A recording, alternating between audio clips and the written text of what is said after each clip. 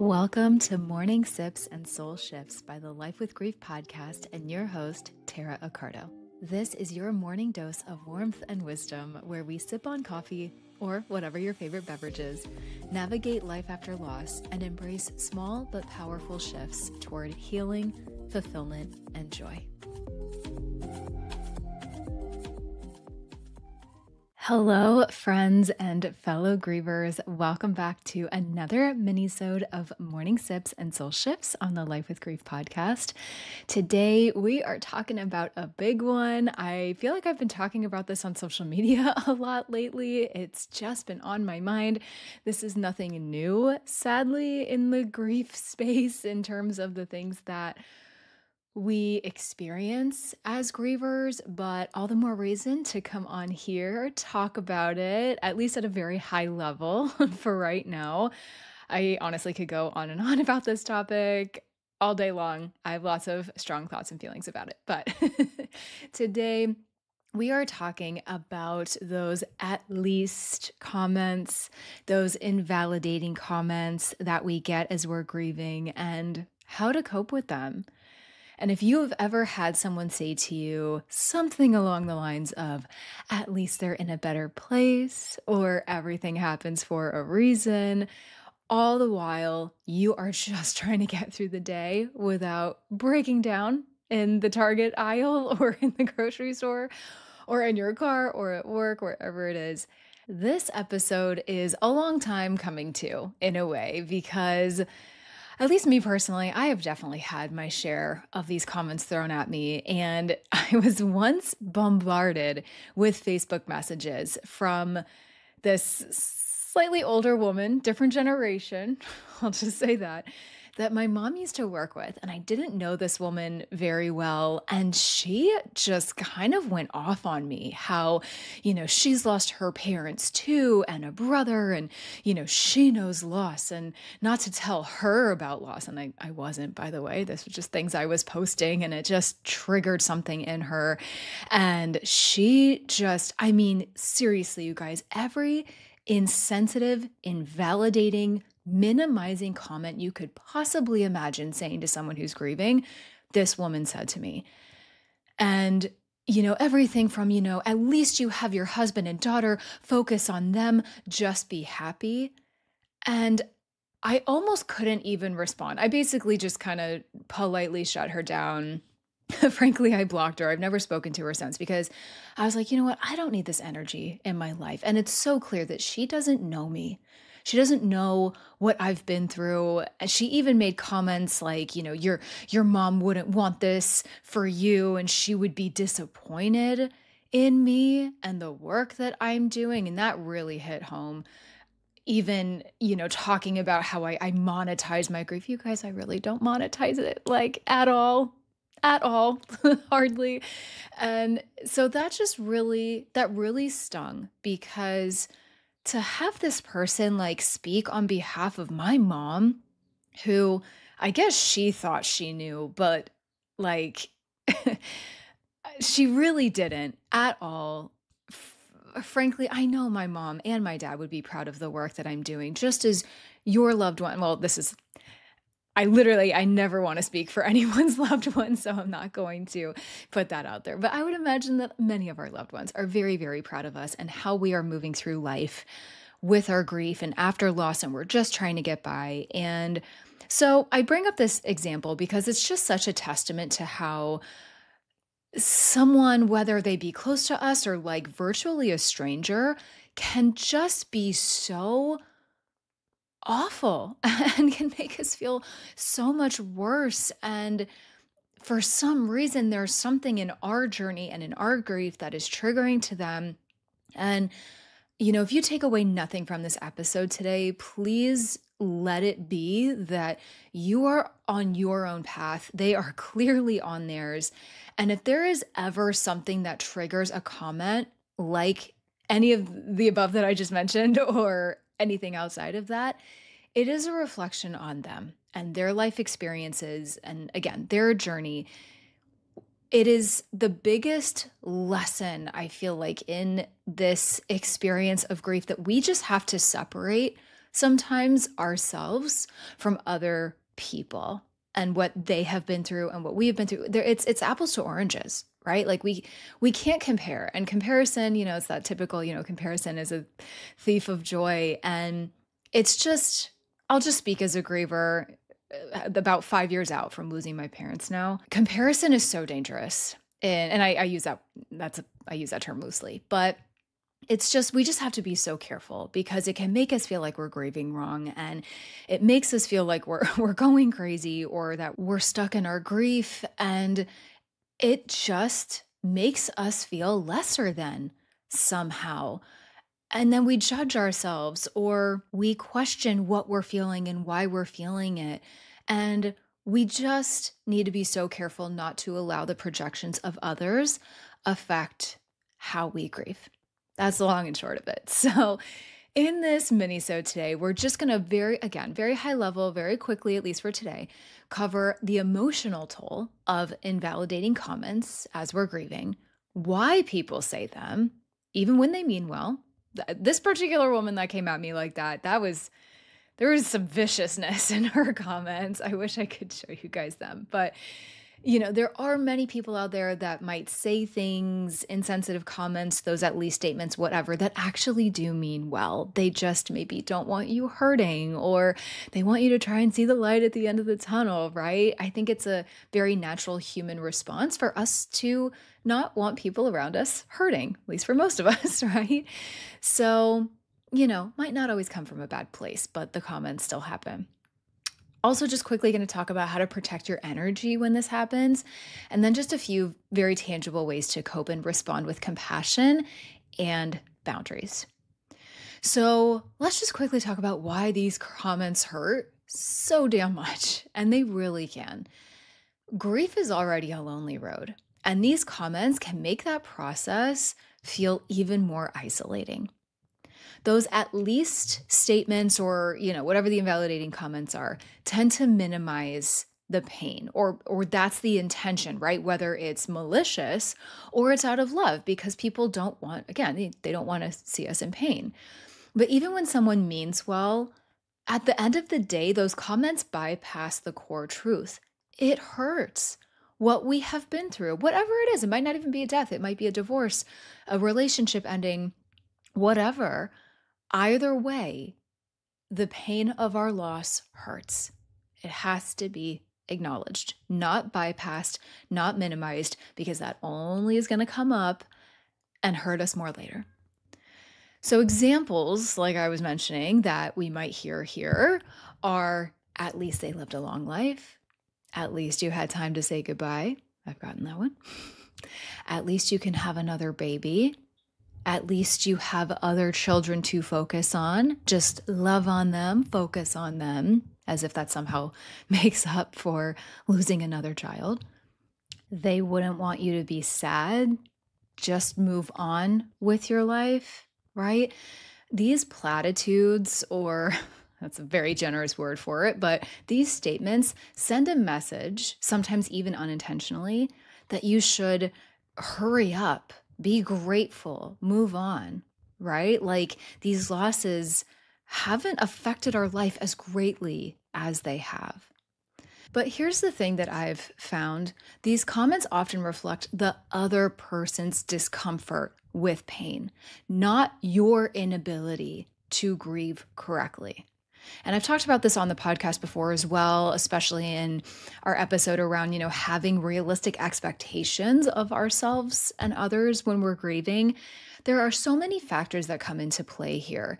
I mentioned with the woman that sent those messages to me earlier, she was 2 to 3 generations older than I am. Not that everyone that age is going to respond poorly to grief. That's not what I'm saying. But, I had to remind myself that a factor of why she was responding that way could be because of the time that she came from. And we have to be realistic about how people were raised in the time that they were in the specific household they were in, how their parents did or did not respond to grief, how educators and mentors and just people around them taught them to feel or not feel when some sort of trauma happened. And so, again, like I said, so often the way that people respond to things, even outside of grief, even just, random day to day interactions, it is all a product of our environment. And there's a lot of factors to consider there. Now, with that all being said, we still might be left wondering why people say these things. I think it's important to remember that oftentimes people aren't usually trying to be cruel. They're trying to fix your grief, for lack of a better term, or make you more comfortable and therefore themselves more comfortable. Culturally, many of us have been taught to avoid pain, focus on the silver lining, put a band-aid on everything, and it is emotional bypassing at its finest. And I think a lot of the time people might just be trying to give us some hope or to focus on the positive. And sure, there's something to be said about that, but it ends up creating this pressure to look on the bright side before you've even gone through the storm, before you've even processed the storm and what has happened and how it has affected you and how it has affected you, mind, body, spirit, how you process trauma, how you now make decisions. I mean, there's just so many ways that trauma and loss seep itself into our lives and the way that we operate moving forward. And I think a lot of people are really quick to dismiss that. But just a quick reframe for you here. If you are served up a comment or something like this, it's not your job to ever. It's not our jobs to educate everyone in the moment, but it is your job to protect your healing and your energy, right? It always comes back to what we can control. We can gently educate people, but at the end of the day, we can't change people. With that woman that came at me with those comments, I just kind of knew that, and it's a reason I didn't really want to get into it with her. I'm like, it is not my job, nor do I even know this woman well enough to educate her and try and change her and change her mind. Like, she's very stuck in her ways. Like, she wasn't going to change how she, did or didn't process her own grief. So why make that my job?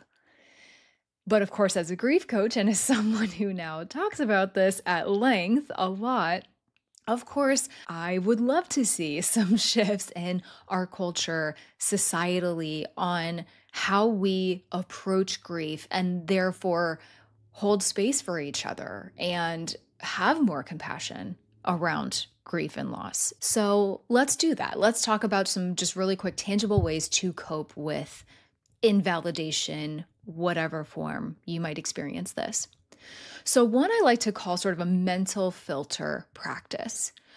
So literally imagine a very gentle filter between you and the words of this person. This filter catches what is useful and lets the rest pass through. So kind of how you can use it is perhaps even saying this out loud. I hear you. I know you're trying and you're trying to make me feel better right now, but honestly, that comment, I don't find it to be helpful, and I am not going to carry it with me today. And even if you don't say that out loud, because I know sometimes this can be comfortable or you just don't even want the conflict that could come of that, you can say it to yourself. Because ultimately, we are the ones that often internalize comments like this. And again, it's what makes us feel like we are grieving wrong and can send us into a spiral. So just acknowledging that and imagining this filter really does help. And then on top of this, you could use this little mantra to yourself. That is their discomfort, not my truth. That is their discomfort, not my truth. If you are looking for some responses to kind of hold up a boundary a little bit more that are polite but straightforward, You could maybe say, I know you're trying to help and I appreciate it, but I just need to feel what I'm feeling right now. And I would appreciate some space to do that. I would rather you just be with me in this sadness right now than trying to fix it. What I really need right now is someone to listen, not to lighten it. I know that might come and I appreciate what you're trying to do, but I would really just love a friend and confidant right now. You know? And we can be really gentle with this. Frame it as giving them a chance to support you better, not quickly and immediately shutting them out. Number 3 here is to name it, don't shame it. So in an instance like this, if someone is saying something invalidating to you, you might say, hey, honestly, that feels a little minimizing. And why saying something like that matters is because it models grief literacy. We don't have to be condescending about it. We don't have to attack them. The point is to advocate for yourself and for your grief. And when we give language to our pain, we teach others how to hold it with us, not around us. By using words like minimizing, we can kind of paint a picture for them of how and why their words are not supportive and not useful. And at the end of the day, no one can argue with how we feel, right? We feel how we feel, and no one can tell us that we do or don't feel a certain way. But naming it and being able to really describe it, paint that picture for them, can be very helpful. And being very patient as we're doing this. Number 4 is instead writing a what would help list. So this is really for your own clarity or to share with others if you feel comfortable doing that and if you feel that's appropriate. So this can include just sit with me, ask how I'm doing with honesty, say their name, tell me it's okay to be a mess, whatever would help you. And I love this because it helps you get clear in what you need in your grief. And I think for us grievers, sometimes we don't know. We don't even know where to start. People might ask us how they can help or how they can support us or whatever. And we're just like, I don't know. I'm barely functioning right now. I can barely get out of bed. So when we can sit down and have a moment and give this a little bit of very gentle thought, not in a way that's overwhelming, but just in a way that's checking in with ourselves, it can be really, really beneficial to the overall healing process and just helps us move through those day-to-day moments a little bit easier. And number 5, reparent yourself with compassion. When someone invalidates you, it could very easily activate some old wounds, not being heard, not being seen, not being supported. Instead of internalizing it, we want to externalize it. And this doesn't necessarily mean saying it out loud to anybody. It's just, this is a practice we can do within ourselves, but it's another modality to not internalize whatever they are projecting onto us. So, saying to ourselves, okay, that wasn't about me. I have permission to feel what I feel, and I honor that. And there is no wrong way to grieve. Something along those lines. And a gentle question that you can ask yourself that I find to be really helpful is, what do I need right now that they couldn't give me? Because remember, we are our biggest advocate. And even if you're not totally comfortable saying any of this out loud to whoever it is around you, that's okay. Might work up to that. Ultimately, it's about protecting yourself and the lane that you are currently in. Doing your best to navigate that path and keeping that path sacred and free of judgment. So ultimately, I just want you to remember today that your grief is not a problem to be fixed. Again, it is a very sacred process that deserves and must be witnessed.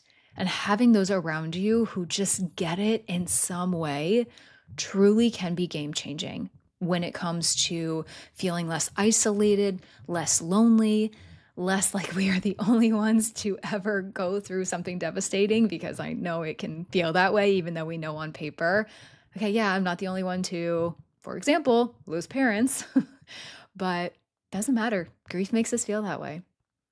I also want to remind you that you don't need to make others comfortable with your pain. I know sometimes, it feels like there's a time and a place for grief.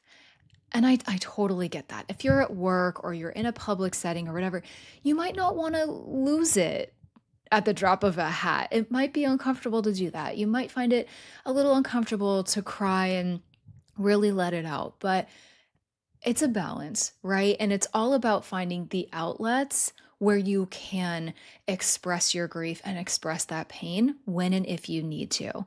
And it really will help with those, grief triggers that might come up throughout the day, because if you are holding space for your grief and you're giving yourself time to witness it properly and give it the love and the attention it deserves, it's less likely that it's going to sneak up on you in those moments, and you're just going to be able to emotionally regulate yourself a little bit better if it does happen, because it will. That's the nature of grief, right?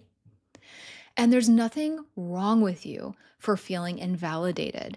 You're allowed to hold both grace for yourself and other people and boundaries. We don't need to shove our grief in other people's faces, but we also don't need to shy away from feeling our feels and being open and honest about it. And in doing that, it's kind of magical, because who knows what permission we might inadvertently give to others who need it too. And listen, they may or may not take it. They might be super stuck in their grief. They might hold their ground. They might feel strongly about whatever it is that they are holding steadfast to. But that's okay. Let them. That is their journey. That is not your burden to carry. So the next time that someone hits you with one of those at leasts or whatever invalidating statement it is, I hope you hear my voice in your head saying, nope, your grief is valid, and no one can minimize your experiences or your grief without your permission. All right, my friend, that is all I have for you today. Hopefully this was just a little pick me up, a little inspirational chat for the day that will just help you just release some of the pressures of your grief and others' judgments on it that you may or may not have been feeling. And I hope you enjoyed this mini-sode today, because truly you deserve to grieve in peace. And you deserve to feel loved and supported throughout that process. If it resonated with you, I would really appreciate you sharing it, either maybe gently with someone who needs to understand what not to say to someone who is grieving, or with a fellow griever who needs some much needed support and might need to feel more seen in their grief too. And also remember that there are downloadable freebies on my website if you need a little pick-me-up or some additional inspiration on a day-to-day basis. My one-on-one coaching and mini programs are also always here for you as resources. And please consider dropping a rating or review wherever you get your podcast, wherever you're listening, if you're loving these mini-sodes or the Life with Grief podcast, because it really helps me reach even more grievers who could use it too. All right, my friend, sending you lots of love this week, and I'll see you in the next episode. Thank you so much for tuning into Morning Sips and Soul Shifts by the Life with Grief podcast and your host, Tara Accardo. I hope you enjoyed today's episode, and as always, I encourage you to take what feels good and most aligned for you and leave the rest. Make sure to subscribe to the podcast wherever you're listening, and if you're loving what you're hearing here, consider sharing it with a friend or leaving a friendly review. It's always so appreciated. I'll see you in our next coffee date together for more high vibe and soul shifting goodness.